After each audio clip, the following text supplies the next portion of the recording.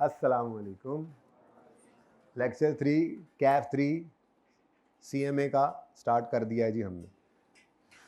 जो कुछ कल पढ़ा तो कल ही था, परसों तो ऐसे ही गपशप लगाई थी, समझ आया था? ऐसे थोड़ी बहुत हमने गपशप लगाई थी जो, वैसे ही ज़रा देखें तो किन किन का आज पहला दिन है। माशाल्लाह, क्यों भाई क्या था, पैदल आ रहे थे घर से क्या? हाइब्रिड में किस किस का पहला दिन है आज? अच्छा, हाइब्रिड वाले बड़े रेगुलर हैं, काम भी करके आ रहे हैं या फिर बताते नहीं। कोई एक बात तो है। तो अब आप लोगों के पास हैंडआउट्स हैं ये वाले? क्यों नहीं है? एंड पे पढ़े हैंडआउट्स? जिस जिसके पास नहीं है ये नोट्स हाथ खड़ा करें, ये हाथ खड़े रखें जब तक हैंडआउट मिल नहीं जाते। एजाज भाई आप चल पड़े। चलें जी, तब तक हम ये देखते हैं।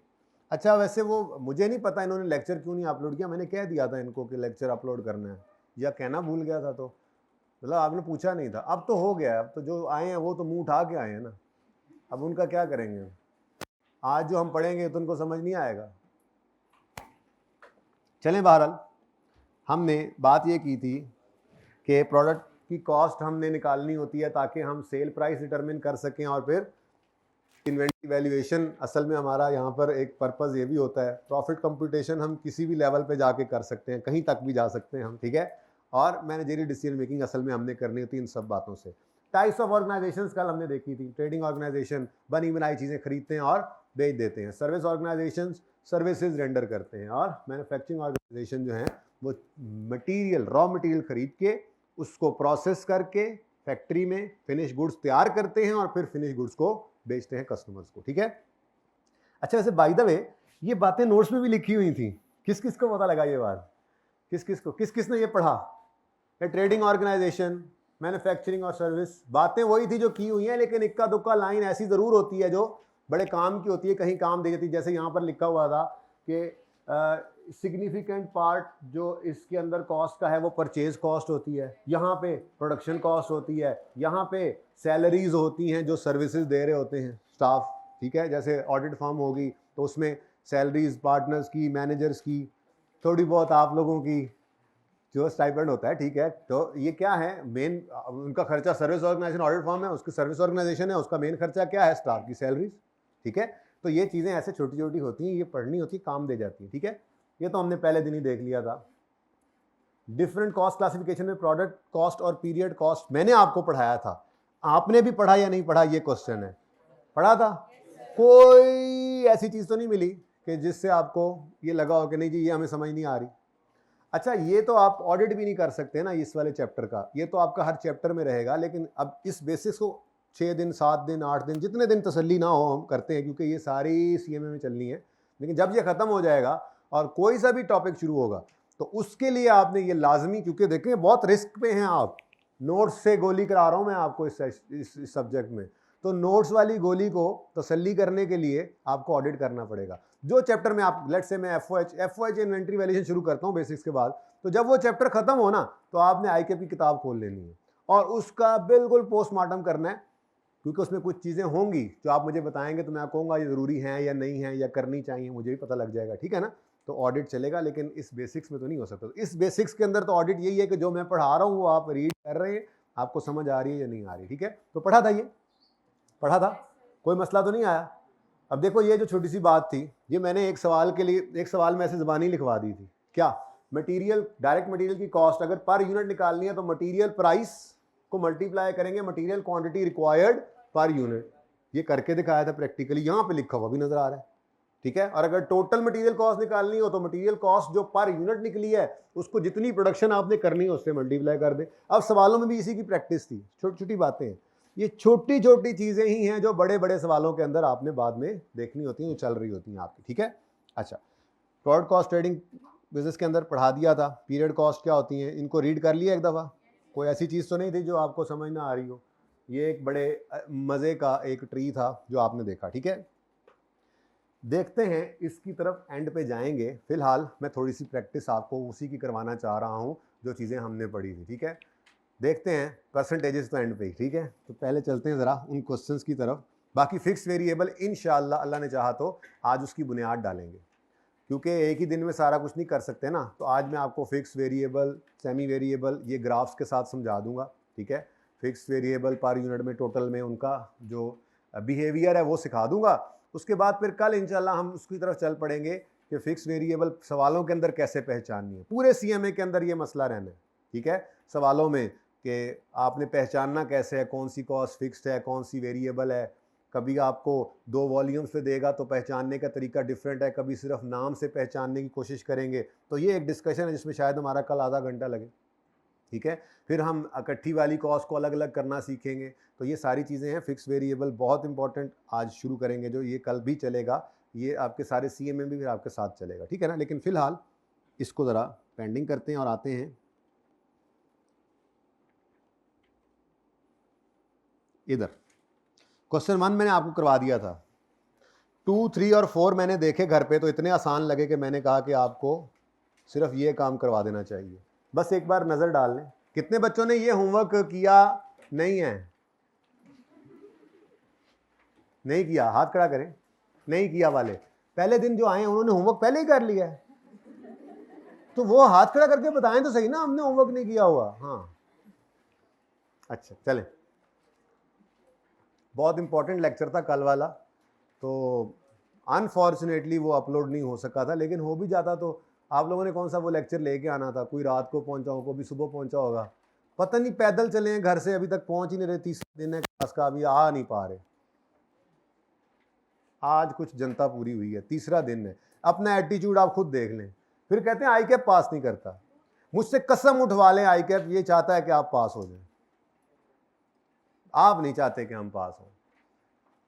कोशिश करते हैं वो लोग। 45 में जो बच्चा पहुंचे उसका पर्चा 3-3 बार देखते हैं, किसी तरह से कहीं से कोई इसने कोई काम ऐसा कोई ऐसी हरकत की हो जिससे इसके नंबर मिले, इसको बन जाए इसके नंबर को। आधा नंबर तो वैसे ही छोड़ देते हैं वो।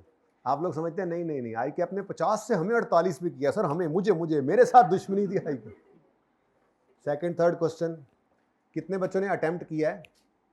ओके सही था। इतना आसान सवाल मुश्किल हो सकता है क्या? 4 में ऐसे 4 अलग अलग चीज़ें थी, देख लें इसको भी। 5वां सवाल मेरा दिल है हम करेंगे इंशाल्लाह, क्योंकि वो एक बुनियादी बेसिक कैलकुलेशन सिखाने वाला सवाल है। कोई टॉपिक नहीं कर रहे हम, हाँ, लेकिन बार बार कुछ चीज़ें इस्तेमाल होनी है, उसकी बुनियाद बना रहे हैं हम, ठीक है ना जी। इसमें से किसी की कोई गलती आई हो हाथ खड़ा करें। इन 4 सवालों में कोई गलती आई हो तो हाथ खड़ा करें। कोई गलती नहीं आई। क्या था ना क्या था ना हैं? यस, क्वेश्चन तो करो ना, मैं आंसर दूं ताकि। थर्ड में भाई कह रहे हैं आपने इसके बारे में थोड़ी सी इसके ऊपर टॉर्च डालें। भाई 2 चीज़ें होती हैं, 2 चीज़ें कैरेज या ट्रांसपोर्टेशन कॉस्ट जो है ये 2 तरह की होती है। इंट्रो में आपको पढ़ाई जाती है, मैं फिर पढ़ा रहा हूँ। कैरेज इनवर्ड और कैरेज इनवर्ड का मतलब क्या है?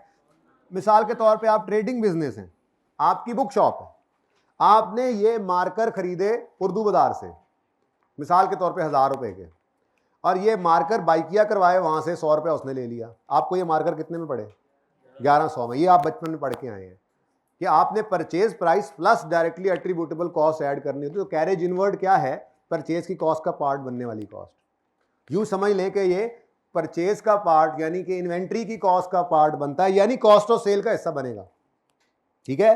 जबकि कैरेज आउटवर्ड क्या होता है? आप होम डिलीवरी की सर्विसेज भी देते हैं। कोई बंदा फोन करे भाई एक मार्कर भिजवा दें, मुझे एकदम क्लास पढ़ाते पढ़ाते मार्कर की जरूरत पड़ी, मैंने फ़ोन किया भाई ज़रा मार्कर भिजवा दो, आपने कहा सर अभी राइडर आ रहा है। अब वो राइडर जो बाइक के अंदर पेट्रोल डालता है तो वो भी तो आपका खर्चा है। वो क्या है?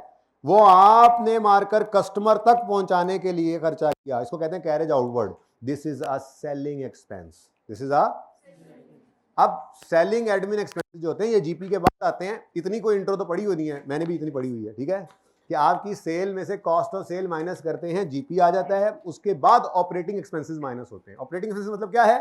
सेलिंग एक्सपेंसेस, एडमिन एक्सपेंसेस, ये ऑपरेटिंग एक्सपेंसेस, ठीक है। तो अब उसने हमसे क्या कहा था? उसने कहा था प्रोडक्शन की कॉस्ट निकालो, और यहां में लिखा हुआ है 8,75,000 रुपए राइडर्स के पेट्रोल शेट्रोल के लिए दिए on shipment of shoes from factory to outlets located throughout the city, ठीक है। तो ये तो आपने बेचने के लिए अपने आउटलेट से भेजा या किसी और को बेचे तो उनको आप डिलीवरी सर्विसेज देते हैं फ्री ऑफ कॉस्ट, तो ये क्या है आपका सेलिंग एक्सपेंस। अब उसने क्या हमसे कहा था, वापस यहां पर आना पड़ा आपको, कहां पर ये उसने आपसे क्या पूछा, टोटल कॉस्ट पूछी थी, भज गया है। ये उसने आपसे क्या पूछा, टोटल कॉस्ट नहीं, उसने प्रोडक्शन कॉस्ट या प्रोडक्ट कॉस्ट पूछी है। तो प्रोडक्ट कॉस्ट के अंदर सेलिंग, डिस्ट्रीब्यूशन, एडमिन और फाइनेंस कॉस्ट नहीं आते। तो ये जो कैरेज था ये क्या था, सेलिंग एक्सपेंस। ठीक है, अगर वो टोटल कॉस्ट कहता तो फिर आप ये भी ले लेते। ये कहा था आपको कि ध्यान रखना है, बात छोटी सी थी लेकिन देखो सवाल के अंदर आपकी गलती है या नहीं है, सिर्फ इसकी बेस पर। ओके जी, पहला दूसरा, पहला तो मैंने कराया था, दूसरा तीसरा चौथा सवाल, कोई सवाल, सवाल में कोई सवाल, सवाल में कोई सवाल नहीं है, तो फिर पांचवा सवाल मैं खुद कराऊंगा आपको। शुरू करें जी काम, ये अच्छा सवाल है, पिछले अच्छे नहीं थे क्या सर? चलो जी, निके निके सवाल हैं, शुरू करते हैं इनको। ये मार्कर्स ये भी देखिए, ये भी अभी रखे हैं इन्होंने, नहीं ये चल रहे थे मेरे ख्याल में पिछली क्लास में ना, तो मैंने इसलिए कहे थे कि ये देख। यस, अच्छा जी चलिए शुरू करते हैं काम। रिक्वायरमेंट पहले पढ़नी है, अब ज़िंदगी में एक रूटीन बना लें आप, पहले रिक्वायरमेंट पढ़नी है, फिर दो सवाल पढ़ना है, फिर सॉल्यूशन करना है। अभी तो बेसिक्स में चल रहे हैं लेकिन ये बात बार बार करूंगा और आइंदा से प्रैक्टिस भी। ठीक है, आपने अपनी प्रैक्टिस यही रखनी है, सबसे पहले सवाल की रिक्वायरमेंट पढ़नी है, फिर सवाल को 2 दफ़ा पढ़ना है, फिर जसारत करनी है उसको सॉल्व करने की। Got it? A company produced, sorry requirement, ये मुझे भी याद कराना है। Calculate direct material cost per suit and in total. A company produced 5000 suits during the period, each suit required 3 metre cloth which is purchased from supplier at a cost of 1500 per metre. अब material cost चाहिए पर suit की, पर metre की नहीं, पर metre की तो कॉस्ट उसने बताई हुई है कितनी, 1500 रुपए पर मीटर। उसने क्या कहा है, पर सूट कॉस्ट निकालो। तो वेरी सिंपल, क्वेश्चन नंबर है 5। ठीक है जी, नोट्स का पेज नंबर कौन सा है आपका? चलो पेज 10 जरा रेफरेंस रहेगा आपको जी। तो 1 है, 1 क्या कहा है जी उन्होंने, मटेरियल, डायरेक्ट मटेरियल की कॉस्ट निकालें पर सूट। ठीक है, तो direct material cost per unit कह सकते हैं, मैं पर सूट ही लिख देता हूं चलो, क्योंकि हमारा यूनिट क्या है, अगर हम एक टेलर हैं तो हमारा एक यूनिट ऑफ मेजरमेंट क्या है, एक सूट। अगर हम एसी बना रहे हैं तो हमारा एक यूनिट ऑफ मेजरमेंट, एक यूनिट क्या होगा, एक एसी। अगर हम मार्कर्स बना रहे हैं तो एक मार्कर। ठीक है, तो फिलहाल तो ये direct material cost per unit ही है बेसिकली, पर सूट। ठीक है, तो direct material cost per suit निकालने के लिए, अच्छा अंग्रेजी मैंने कल लिख दी थी, आज सिर्फ ज़बानी बोलूंगा। ठीक है, कि लिखूं पहले अंग्रेजी? क्या करोगे आप, कहोगे क्लॉथ रिक्वायर्ड पर suit into rate of cloth पर मीटर। ये एक सूट की कॉस्ट सिंपल, एक सूट पे कितने मीटर कपड़ा लगता है। सर अंग्रेजी बोलते हैं ना, समझ ही नहीं आती हमें, सादा सी बात है, और एक सूट पे कितना कपड़ा लगता है, 3 मीटर, और 1 मीटर कितने का आता है। तो ये तो ज़बानी निकल सकती है एक चीज़, अंग्रेजी लिखो, इक्वेशन बनाओ, आप परेशान हो जाते हैं। 4500 रुपये का भाई एक सूट पे कपड़ा लगना है, यानी कि कपड़े की कॉस्ट एक सूट में कितनी बनती है। तो यहाँ पे हम लिखेंगे 3 मीटर्स पर सूट। ये क्या है जी, एक सूट पर कितने मीटर कपड़ा लगा, और 1 मीटर कपड़े का ₹1500 पर मीटर। ये पर्चे में नहीं लिखा करेंगे हम, ये तो बस शुरू में लिख रहे हैं। पर्चे में तो हमने सिर्फ यूं लिखना है, जब ये सोल्यूशन ये मांगेगा ना, ये मीटर है, हाँ हाँ, ये रुपीस है, हाँ हाँ, हमें से क्या उसे पता है, उसको भी नजर आ रहा है। ठीक है, लेकिन अभी नहीं, अभी नहीं, तो इब्तदाई इश्क है ना। ठीक है जी, कितनी है जी कॉस्ट पर सूट, ₹1500 4500, ये पर सूट है, ठीक है, लिखते जाओ तो वहां भी लिख सकते हो, रुपीज 4500 पर सूट, रुपीज 4500 पर सूट। उन्होंने कहा जी डायरेक्ट मटेरियल लिखा हुआ है ना लफ्ज, डायरेक्ट मटेरियल कॉस्ट आप टोटल में भी निकालो, तो total material cost, total direct material की कॉस्ट, ये कैसे निकालोगे आप? एक सूट पर 4500 का कपड़ा लगा है और टोटल हमने 5000 सूटें बनाई हैं, ठीक है, ओके, तो रुपीज 4500 पर सूट इंटू 5000 सूट्स जी, रुपीज 22,500,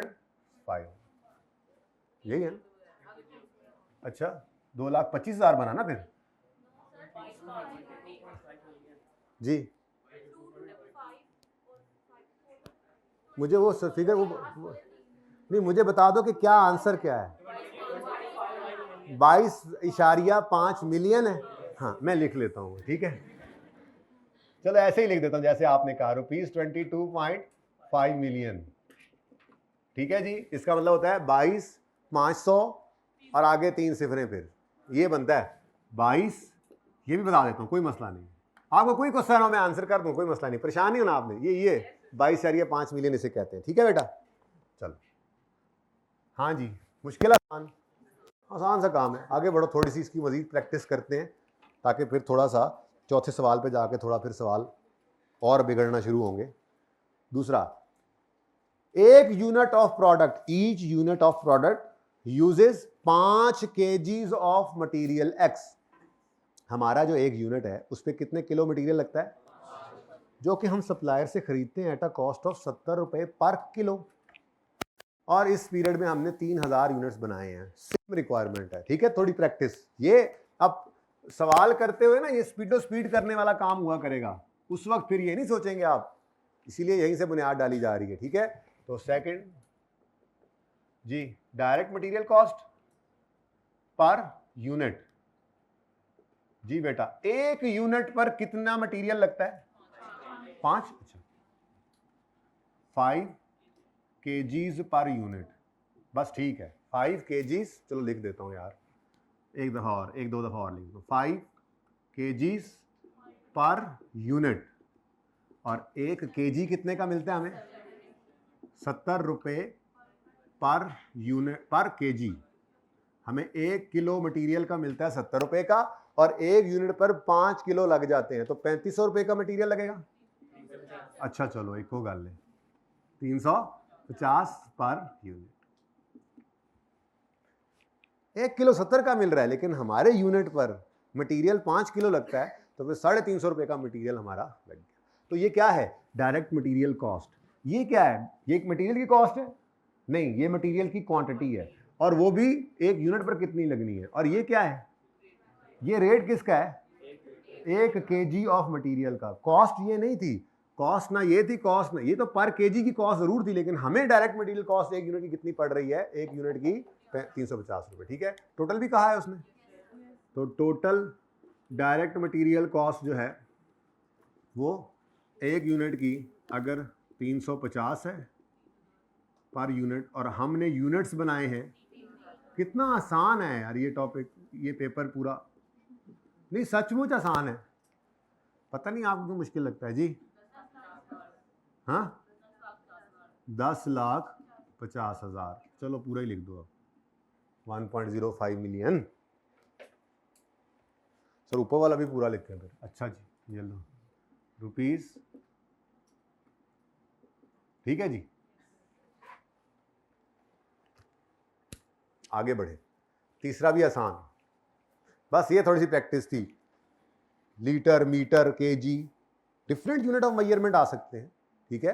आपकी प्रोडक्ट बनाने के लिए आप मतलब मीटर में आप कपड़ा बना रहे हैं तो मीटर आपका यूनिट ऑफ मेजरमेंट आ रहा था, आप कोई और चीज़ बना रहे हैं केजीज आ रहा है, मिसाल पेंट बना रहे हैं आप, तो आप केमिकल मंगवाते हैं, लीटर्स में मंगवा रहे हैं, तो कोई भी यूनिट ऑफ मेजरमेंट हो सकता है। ये उसी की प्रैक्टिस थी थोड़ी सी। तो a company manufactures product alpha which consumes 3 litre of chemical G. Each litre of chemical G has a price of 90 per litre. यार same question copy paste sir आपने किया हुआ है, मैं मीटर लीटर आगे पीछे करते जा रहे हैं, हमें परेशान किया हुआ है आपने। हाँ किया हुआ है तो जी क्या मांगा, क्या रिक्वायरमेंट। ओ यार एक तो आप मुझसे रिक्वायरमेंट नहीं पहले पढ़ा रहे, ऐसे नहीं करना आप लोगों ने आइंदा, ठीक है ना। तो रिक्वायरमेंट क्या है, direct material cost per unit और इन टोटल। तो direct material cost per unit निकालनी है, तो एक यूनिट पर कितना मटेरियल लग रहा है, 3 लीटर्स। एक unit of alpha 3 litre of chemical G इस्तेमाल कर रहा है, ऐसे ही है। तो एक यूनिट पर कितना केमिकल जी लगा, तो 3 लीटर्स, 3 लीटर्स पर अल्फा लिख दें, पर यूनिट लिख दें।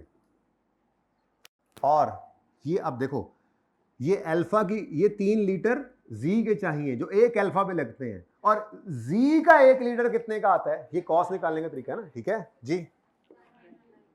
तेजी नहीं करनी हमने, हमें बहुत टाइम है, 110 लेक्चर्स, हम आराम से सारी चीजें पढ़ेंगे, ठीक है ना। तेजी नहीं करनी आपने कहीं पे भी, आराम से जी। 90 सवारी 90 ना 90 स्पीड 190 रुपीज 90 पर लिखाओ,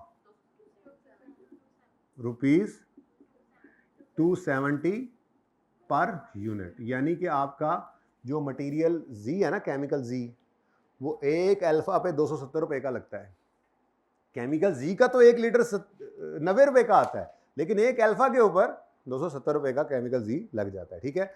अब इस पीरियड में आपने टोटल कितने अल्फे बनाए हैं, 5000 अल्फे बनाए हैं, तो फिर टोटल डायरेक्ट मटेरियल कॉस्ट कितनी बन गई।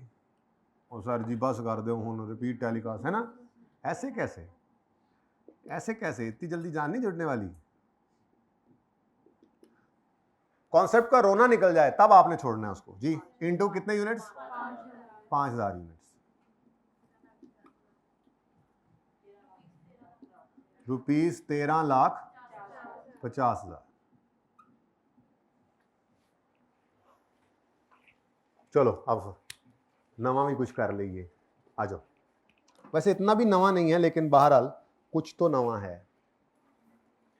ले आओ इधर, सही है, नीनो तो नहीं आ रही। अच्छा, a company produces product beta. अच्छा कभी माफ भी कर देता है बंदा। नहीं बिल्कुल नहीं करना, इस पे खुद को माफ नहीं करना, मुझे कर दिया करो। Calculate direct cost per unit and in total. असल में वो सेम चल रही थी ना, मैंने इसलिए कहा यार चलो, लेकिन नहीं, आप नहीं माफी देते। अच्छा, अ कंपनी प्रोड्यूसेस, वही मटेरियल कॉस्ट चाहिए, पर यूनिट भी चाहिए, और टोटल जितने आपने इस पीरियड के अंदर प्रोडक्शन किया उसकी भी चाहिए कॉस्ट। ये दोनों तरह से आपको गिवन भी हो सकती है, रिक्वायर्ड भी हो सकती है। आपको डेटा सारा गिवन हो पर यूनिट का, और रिक्वायरमेंट टोटल की हो, कोई मसला नहीं, पर यूनिट से सवाल कर लेंगे और एंड पे टोटल की, जैसे हम कर रहे हैं। यूं भी हो सकता है कि आपको सारा डेटा टोटल का दे दे और आप टोटल निकालें और रिक्वायरमेंट में लिखा हो पर यूनिट, एंड पे पर यूनिट करने में क्या मसला, डिवाइड बाय यूनिट्स कर देंगे। तो रिक्वायरमेंट इसलिए भी पढ़नी जरूरी है, ठीक है। अच्छा खैर चले, a company produces product beta which consumes 100 gums, oh my God, 100 grams of material है। अब अल्लाह करे उसने आगे जो रेट दिया हो ना वो भी ग्राम्स में ही दे दिया हो, फिर तो जिंदगी आसान है। एक यूनिट बीटा पर 100 ग्राम लगते हैं। प्राइस ऑफ मटेरियल ए जो लगता है 100 ग्राम इज रुपीज 3000। अब या तो किलोग्राम वाले रेट को पर ग्राम में कन्वर्ट करें, या ग्राम्स को किलोग्राम में ले जाएं। बस एक असूल रखना है जो पक्का रखना है, अब आज हो गया डिसाइड, तो एंड तक रखना है। तो वो क्या करना है, हमने इस यूनिट ऑफ मेजरमेंट को, ये जो स्मॉलर यूनिट ऑफ मेजरमेंट है, इसको लार्ज में अगर कन्वर्ट करना है, एक याद रखेंगे ना, तो हर रोज नया काम नहीं करना। ये छोटी छोटी बातें हैं और कुछ भी नहीं है, बस यही हमारी अप्रोच होनी है कि जो काम जिंदगी में एक बार एक तरीके से कर लिया ना, बस हमने उसी तरीके से करना है, उससे ज़रा फायदा हो जाता है, थोड़ी सिमेट्री आ जाती है, ठीक है ना। तो अगर 100 ग्राम्स को मैं कन्वर्ट करना चाहूँ किलोग्राम्स में, तो मैं इन 100 ग्राम्स को डिवाइड करूँगा 1 किलो में जितने ग्राम्स होते हैं उससे। अच्छा, अब ये मोटे मोटे 2-4 चीज़ें आपको पता होनी चाहिए, कोई इतना बड़ा मसला नहीं है कि 1 किलो में 1000 ग्राम होते हैं, 1 लीटर में 1000 मिलीलीटर होते हैं। मैं पता ही है आपको, हाफ लीटर, ये तो पता ही है ना। हाँ, हाफ लीटर, हाफ लीटर पीते हैं ना बोतल, है जी। तो 1 लीटर में 500 मिलीलीटर, सॉरी 1 लीटर में 1000, मैं हाफ लीटर की तरफ चला गया था ना, दिमाग के अंदर हाफ लीटर चल रहा था, ठीक है। और इसी तरह से सेंटीमीटर होते हैं, चलो ये थोड़ा सा याद करना पड़ता है, 100 सेंटीमीटर 1 मीटर में होते हैं, ठीक है। और 1 घंटे में 60 मिनट होते हैं। ये मोटी मोटी 2-4 बातें पता हो, बाकी कोई मसला नहीं है। 1 मन कितने किलो होते हैं, 1 टन में कितने किलो होते हैं, ये अगर आपको नहीं भी पता तो मसला नहीं है, अगर ऐसी कोई बात होगी भी तो वो खुद बता देगा। लेकिन ये मोटी मोटी 2-4 चीज़ें जो आम तौर पे आपके सामने हर वक्त आ रही होती हैं, इनका तो कम से कम आपको पता होना चाहिए। अब आप ये एक्सपेक्ट करें ICAP से कि वो बताए 1 घंटे में 60 मिनट होते हैं, मुनासिब नहीं लगता, इतना तो आपको पता होना चाहिए ना, ठीक है। तो अगर आपको कभी ऐसे मामले से आपकी मतभेड़ हो जाए कि आपको स्मॉल यूनिट ऑफ मेजरमेंट को कन्वर्ट करना पड़ रहा हो लार्ज यूनिट ऑफ मेजरमेंट में,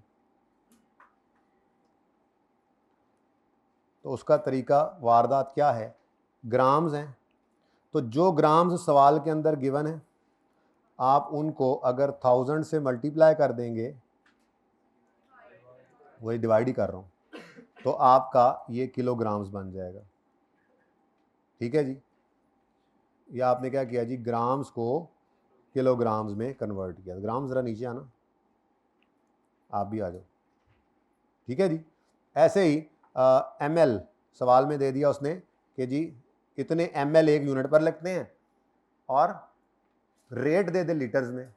अब हम क्या करेंगे, अपनी रिक्वायरमेंट को जो 1 यूनिट पर चाहिए उसको हम लीटर्स में कन्वर्ट कर लेंगे, और फिर रेट को नहीं छेड़ना, हम रेट को नहीं छेड़ेंगे, अपनी क्वांटिटी को छेड़ा करेंगे, ठीक है ना।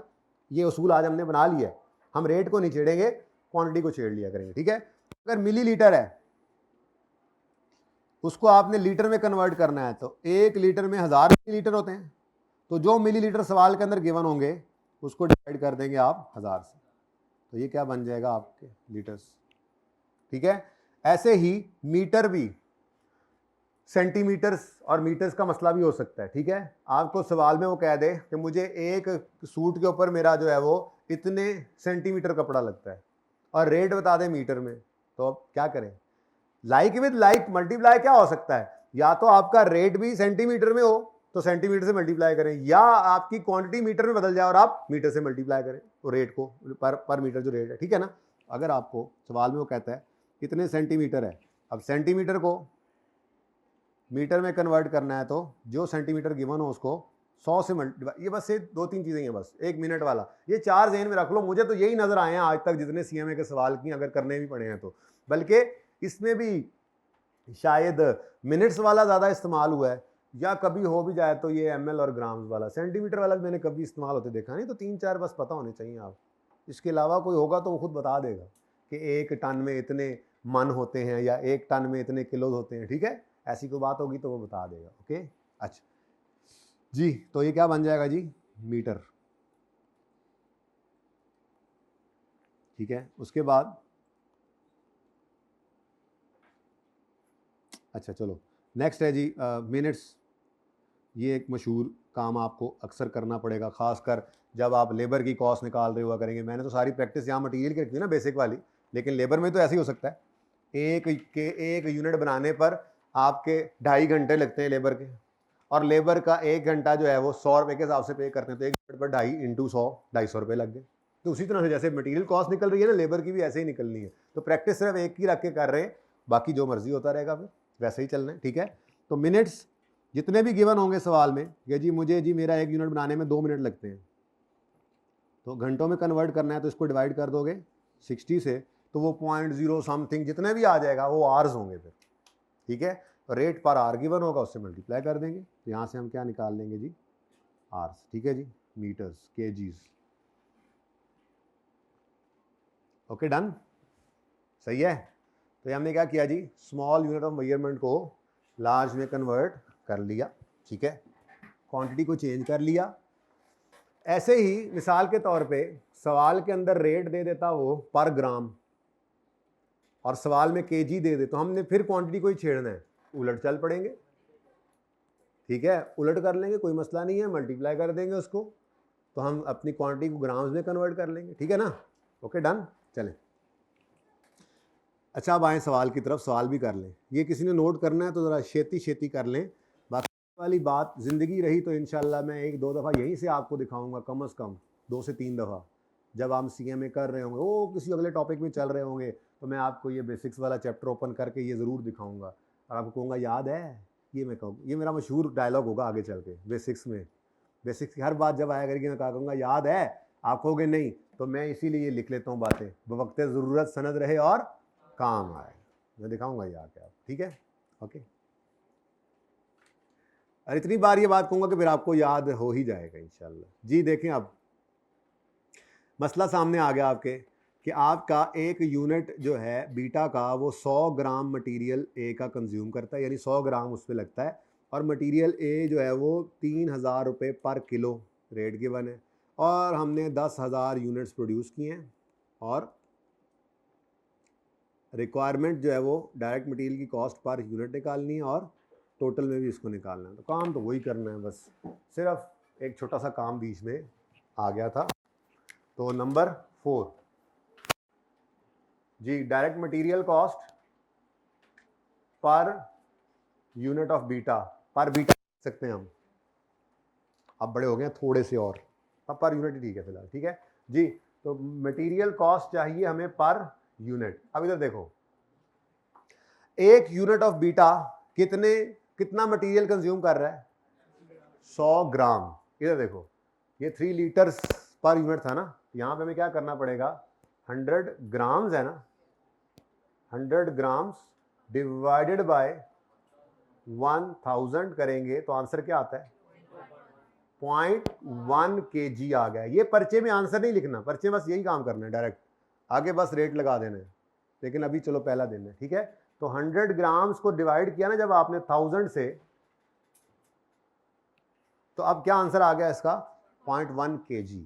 ये अब 0.1 kg लगेगा एक यूनिट पर, और रेट जो उसका गिवन है वो भी किस में गिवन है, पर केजी में, तो इनटू ₹3000 पर केजी। अब कर दोगे 3000 पर केजी। अब देखो ना, इतने किलो लगा और पर किलो इतना रेट, इतने किलो एक यूनिट पर लगेगा, ये इतने किलो नहीं लगना, ये ग्राम्स था, तो कितने किलो लगा कन्वर्ट कर लिया। अब वो सही है, बोरिंग तो नहीं हो रहे, ओके, नहीं तो फिर मैं फिक्स वेरिएबल की तरफ चला जाता हूँ फौरन ही जी। ₹300, अब ये पर यूनिट आ गया, पर यूनिट पर बीटा, ठीक है। और टोटल किसी भी चीज़ को हल्का नहीं लेना आपने बेसिक्स के अंदर, वैसे तो किसी भी चीज़ को हल्का नहीं लेना, सारा कुछ ही इंपॉर्टेंट होता है, लेकिन ये बस चीज़ें छोटी छोटी आपको अंदाज़ा होने लग जाएगा जैसे जैसे आपका चैप्टर 1 ही शुरू होगा, बार बार ये चीज़ें आ रही होंगी, हर सवाल में ये चीज़ें होंगी, जितना इनमें कंफर्टेबल है उतना आप CMA में कंफर्टेबल हैं जी। एक यूनिट पर कितने रुपए का मटेरियल लगा है, और टोटल आपने कितने बीटे बनाए हैं, बीटे, हाँ 10,000 बीटे आपने बनाए हैं, ठीक है। तो इनटू 10,000 यूनिट्स कितना जी,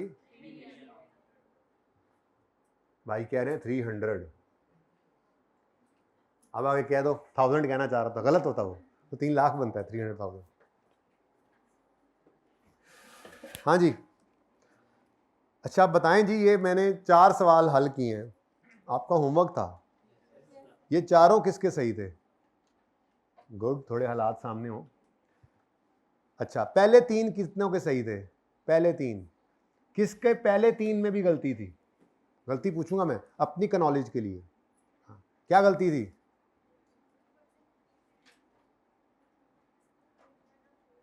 और नहीं बेटा ये पार्ट 3 की बात कर रहा हूं, ये सही थे।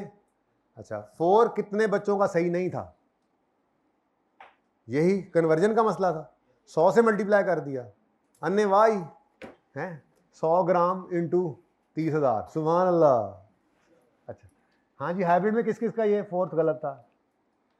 चले माशाल्लाह, सही है, गलती समझ आ गई अब। चलो फिफ्थ, फिफ्थ जल्दी करो जल्दी करो। अ कंपनी, अब फटाफट, a company manufactures a product gamma, each unit requires 20 minutes of labour. लो जी, लेबर ते गल आ गई जी। एंड वर्कर्स आर पेड, ओ ठीक है, एक यूनिट पर 20 मिनट लगते हैं और एक घंटे की पेमेंट है जो गिवन है। तो अब इस 20 मिनट को हमें आवर्स में कन्वर्ट, 20 डिवाइड बाय 60, सिंपल। और रिक्वायरमेंट वही है, direct labour cost per unit और इन टोटल। अब जरा छेती छेती करें, ये देखें जी, नंबर 5 डायरेक्ट लेबर कॉस्ट आ गई अब, डीएल कॉस्ट जी। तो कितने मिनट्स हैं जी? डिवाइडेड बाय 20 मिनट्स ही आपको पता है, डिवाइडेड बाय 60। जो भी आंसर आपके कैलकुलेटर पे आना है वो आवर्स है, ठीक है ना? कितना? 0.333 आवर्स, बट ठीक है, पता लग गया इतने। चलो अच्छा लिख दो जी, कितना?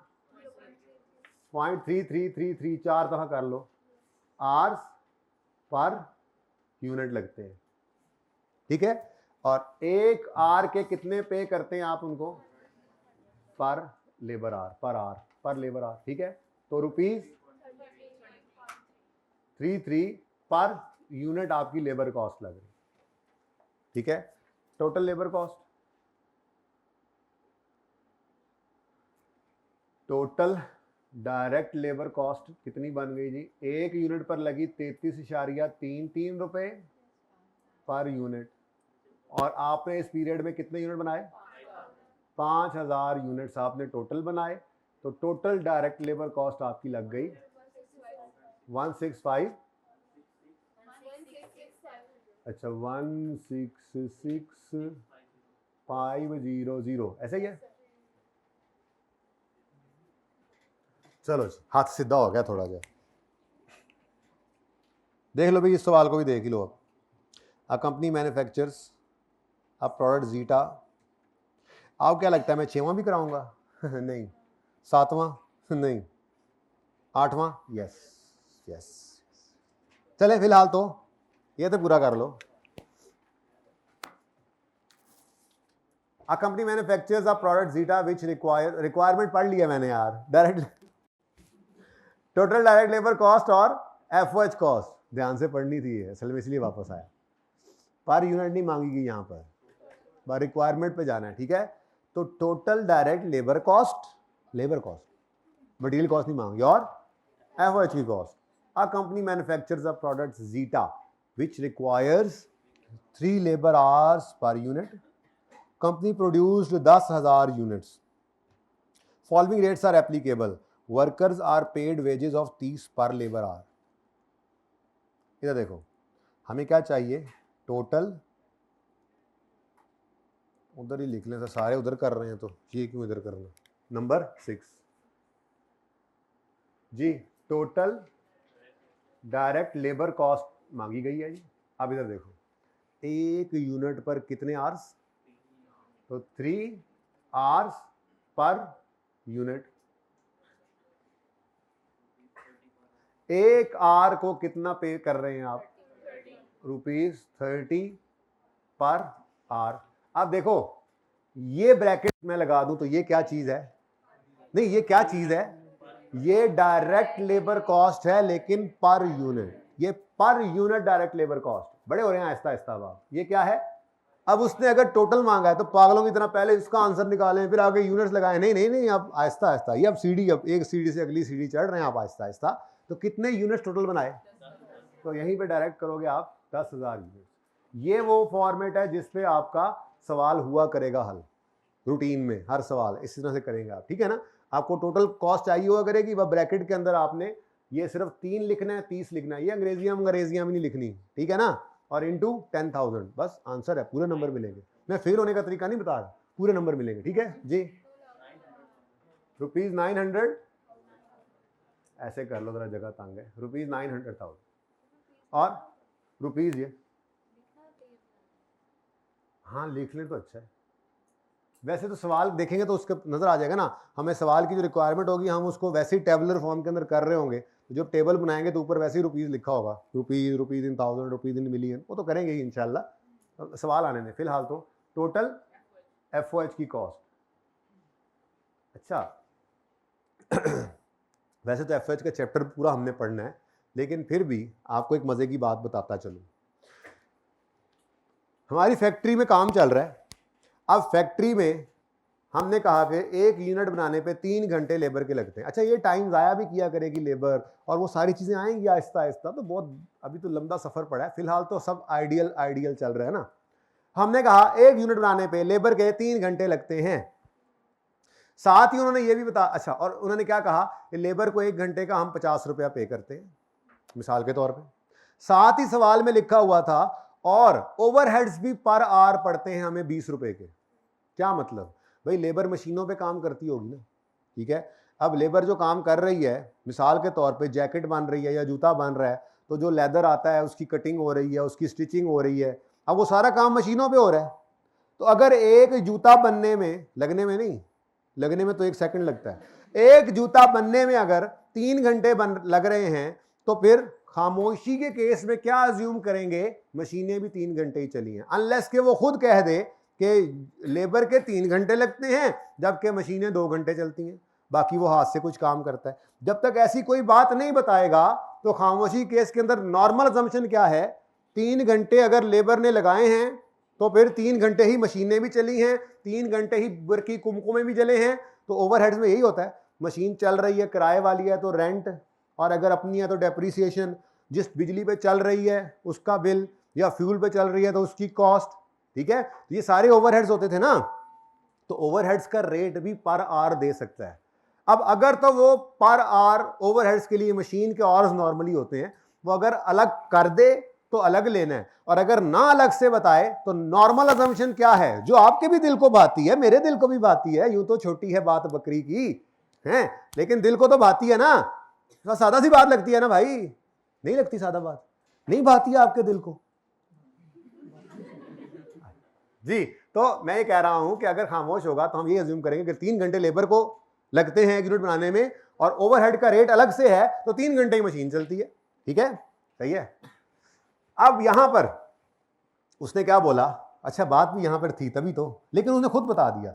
ये ऐसे खुद लिख देगा, नहीं लिखेगा तो मैंने आपको मतलब वर्स्ट केस सिनेरियो में आपको अजम्पशन लेना सिखाई है। नॉर्मली सवाल के अंदर लिखा होता है, जैसे इधर देखो, फैक्ट्री ओवरहेड कॉस्ट इज 20 पर लेबर आवर। क्या मतलब, अगर लेबर आवर किधर गए, 3 घंटे लेबर काम करती है, तो लेबर को घर ले जाने के लिए, जिससे उसने वो सब्जी फ्रूट लेके जाना है और भी बच्चों का खर्चा करना है, उसको हर घंटे का कितना पे कर रहे हैं, 30 रुपए।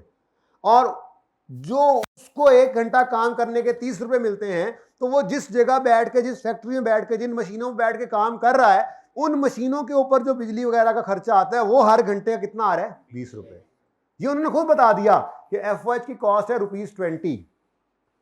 ये मैं कह रहा था, अगर सिर्फ इतना लिखा हो ना तो फिर नॉर्मल असम्पशन क्या है, 1 यूनिट पर 3 घंटे लगेंगे तो लेबर के, तो 3 घंटे ही मशीन चलेगी। लेबर को हर घंटे के 30 रुपए दिए तो 3 घंटे के 90 रुपए, और मशीन 3 घंटे चली, मशीन के चलने का खर्चा हर घंटे का 20 रुपए, तो 60 रुपए।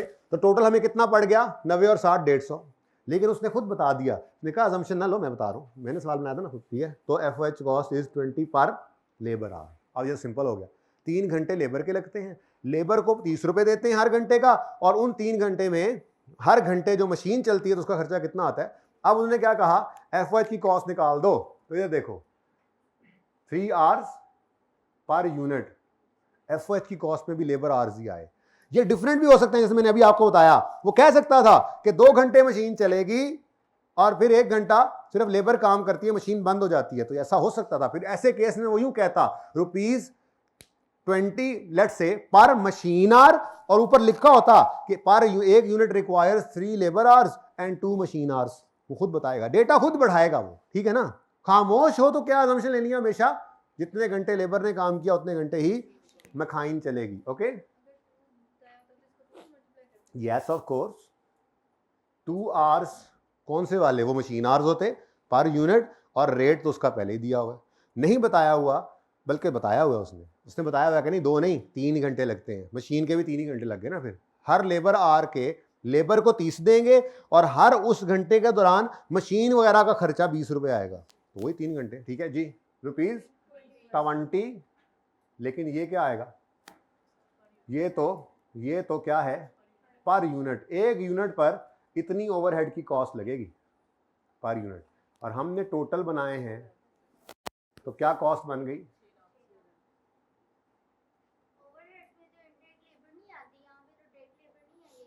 अब बेटा लेबर तो है ही नहीं, ये तो मैं कह रहा हूँ ओवरहेड की कॉस्ट है, बिजली गैस का खर्चा। सवाल कहाँ से आया जी? ये तो मैं कह रहा हूँ कि है ही क्या चीज़, ये बिजली का बिल है, यानी बिजली 1 घंटा अगर मशीन चलती है तो उस पर 20 रुपये का बिल आता है। बड़ी कैलकुलेटेड चीज़ें होती हैं हमारी, हमें पता है हमारी मशीन की इतनी कैपेसिटी है, इतने वॉट्स ये खर्च होते हैं, इसके ऊपर तो 1 घंटा चलेगी तो इतने रुपये बिल आएगा।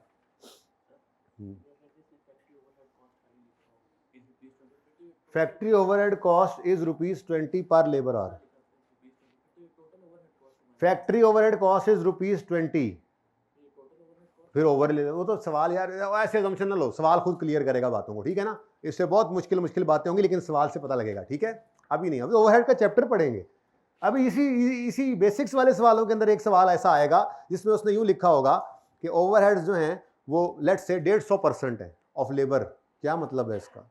मतलब अगर 100 रुपया लेबर 1 यूनिट पर लगती है तो 150 रुपया ओवरहेड बिजली लग जाती है। तो ऐसे भी होता है बेसिस, तो किसी ओवरहेड का पूरा चैप्टर मौजूद है, उसका वेट कर लें। फिलहाल सादा बातों को सादा ही रखें, ज़्यादा सोचने की भी जरूरत नहीं, काफ़ी मैं सोचवा रहा हूँ ऑलरेडी। दूसरे दिन आके आपने पार्ट 2 शुरू करना होगा, हर कोई अपना अपना हिस्सा डाल ले, करो।